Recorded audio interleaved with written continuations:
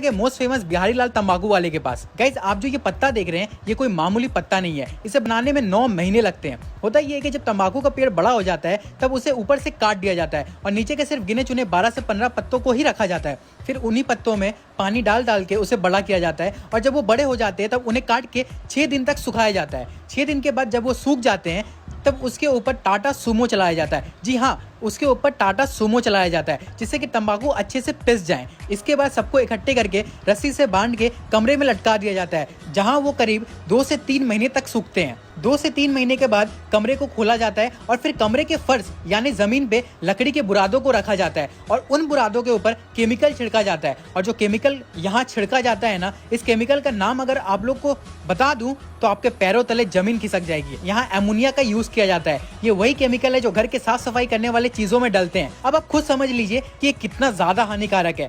अगर आसान भाषा में बोलूं तो आप समझ लीजिए कि अगर आप खैनी खा रहे हैं तो इसका मतलब ये है कि आप घर के साफ सफाई करने वाले एसिड को खा रहे हैं। लकड़ी के बुरादों में अमोनिया को मिक्स करके उनमें आग लगा दिया जाता है और कमरे को फिर से बंद कर दिया जाता है। इससे होता ये है कि बुरादे के आग से जो केमिकल मिला हुआ धुआं निकलता है वो तंबाकू के पत्तों में मिल जाता है। उससे इन पत्तों में फ्लेवर और निकोटीन का मात्रा बढ़ जाता है। फिर 2 महीने के बाद कमरे को खोला जाता है और फिर उन पत्तों को पानी में डुबाया जाता है जिससे कि उसके अंदर से झाग निकल जाए और फिर तंबाकू के पत्तों को पानी से निकाल के फिर से रोज एक साइड से सुखाया जाता है। यानी पत्तों को रोज एक दिन बाद करके उलट पुलट किया जाता है जिससे कि पत्ते अच्छे से सूख जाएं। जब पत्ते सूख जाते हैं तब इन्हें इकट्ठे करके एक जगह पे रख दिया जाता है जहां से सारे दुकानदार खरीद के लेके जाते हैं। अब बारी आती है इसकी मेकिंग की। तो गाइस जैसे कि आप देख सकते हैं सबसे पहले यहाँ तंबाकू के पत्तों को वजन किया जाता है। वजन करने के बाद इन पत्तों में से डंडियों को अलग किया जाता है और फिर जब पत्ते में से सारी डंडियां अलग हो जाती हैं उनमें पानी स्प्रे किया जाता है जिससे कि पत्ते नरम हो जाएं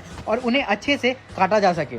फिर इन्हीं पत्तों का एक गुच्छा बना के उन्हें मशीन में डाला जाता है और फिर उन्हें काटा जाता है। अब आप ये सोच रहे होंगे कि इन्हें तो चाकू से भी काटा जा सकता है लेकिन मशीन से ही क्यों काटा जा रहा है। गाइस मैं आप लोगों को बता दूं, इसे काटने का एक तरीका होता है और अगर इन्हें काटने में जरा से भी ऊंच नीच हो गई तो खैनी का टेस्ट खराब हो जाएगा।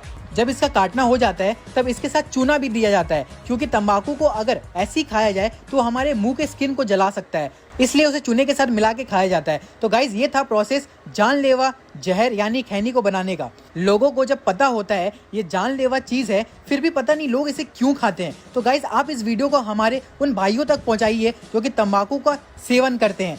खुद भी बचिए और दूसरों को भी बचाइए। मिलते हैं अगले वीडियो में, तब तक के लिए